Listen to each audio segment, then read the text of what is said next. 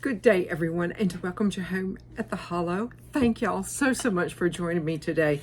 Today's recipe is one of those that I've seen via social media, and they make it look really super simple and easy and probably less expensive. I have kind of put that together in the slow cooker to a degree, but I've taken that, what they want to call a recipe, and have taken it a step beyond, but still doable. What am I talking about? A stuffed manicotti in a slow cooker. I have never cooked pasta in a slow cooker from just dried pasta, but we'll see about this. And I hope that you stay tuned for a couple of changes towards the end.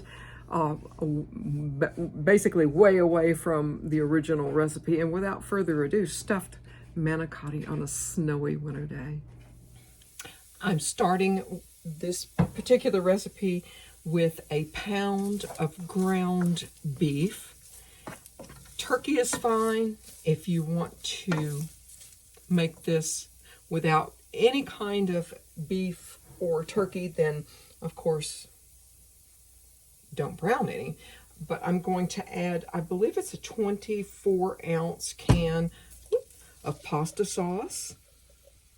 Whatever kind of pasta sauce you have.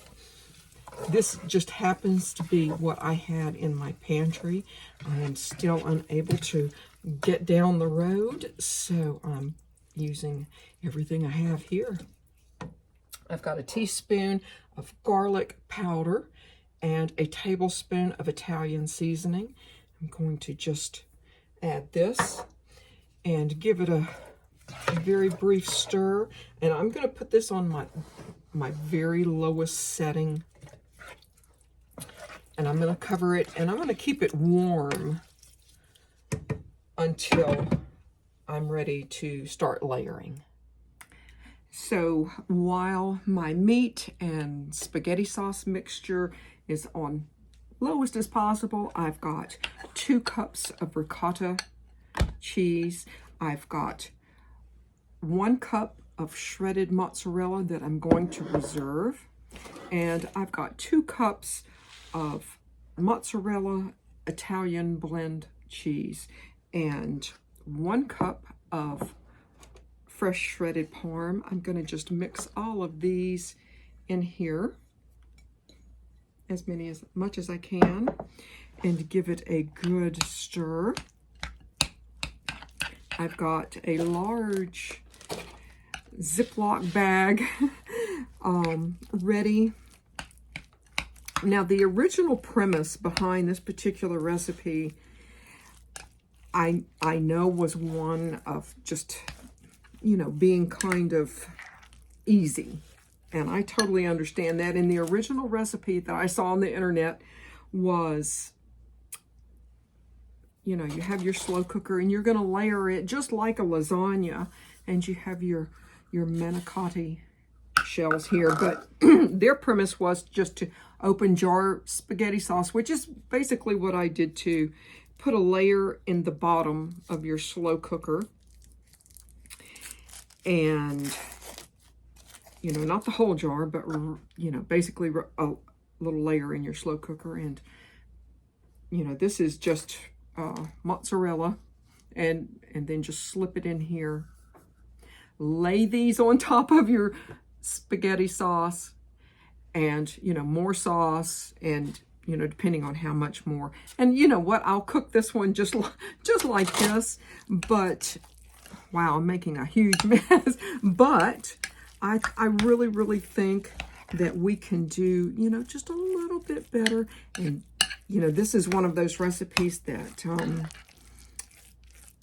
you can get, assembled ahead of time. It takes 2 hours on high. And then after 2 hours on high, take the lid off of there, and, this is just for melting. But what I'm going to do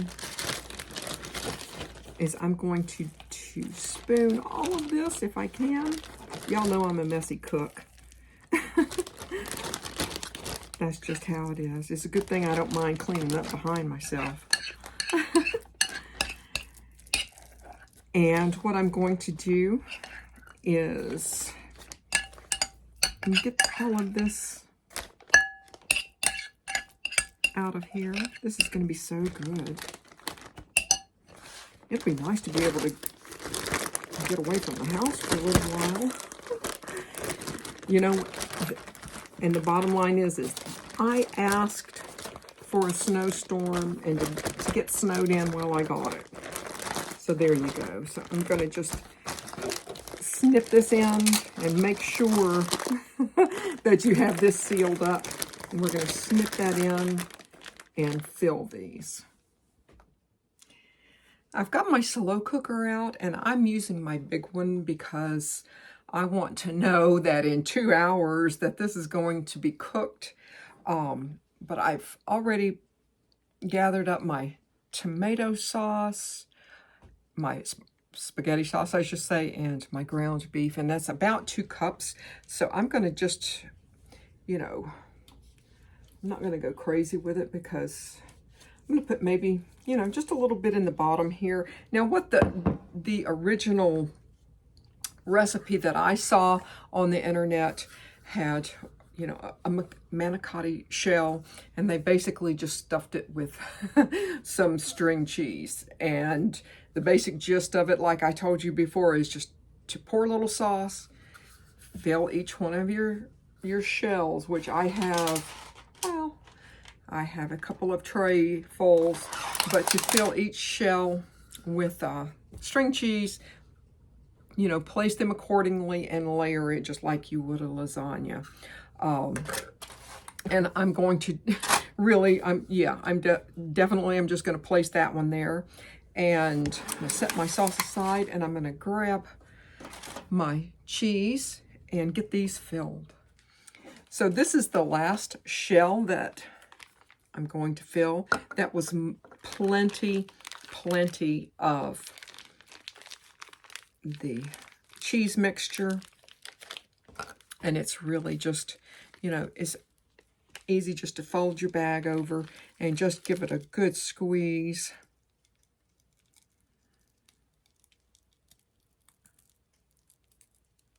And then go to the other end because there's going to be a little bit left there. And I'm just filling them as much as I possibly can. And there you go. That's my last one.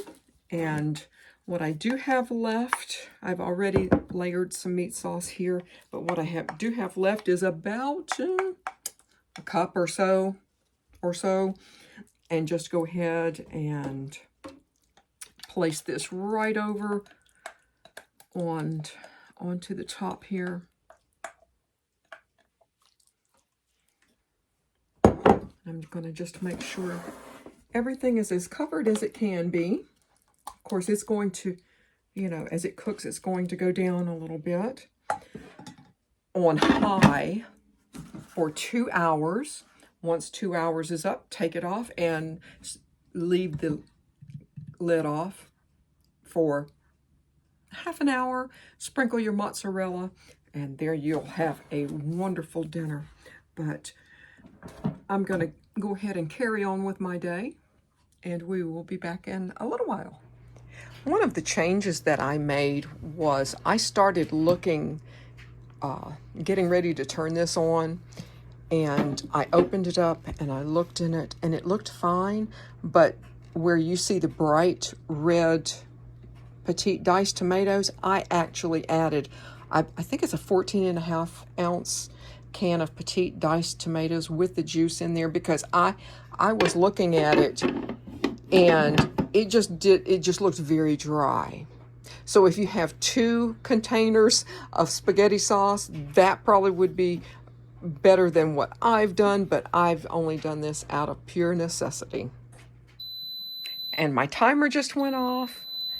That is perfect. And I've been listening to it over the last 30 minutes or so, and I can hear it bubbling.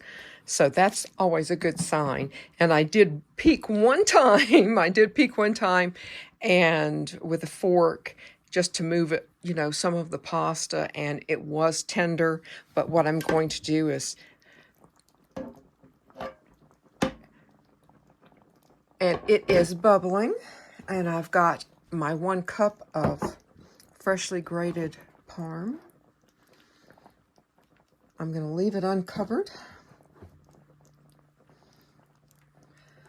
for 20, 25 minutes, something like that. And we'll dish it up at that time, 20, 30 minutes. I did want to add to this, I'm actually making a little bit of garlic bread, but I wanted to add that even if you wanted to do something really super quickly, like this, one of my subscribers suggested is, just to shove it in there and throw sauce on it and cook it. That would work totally fine if that's, where you're at. But I like to take recipes like that and take them in just a little bit more.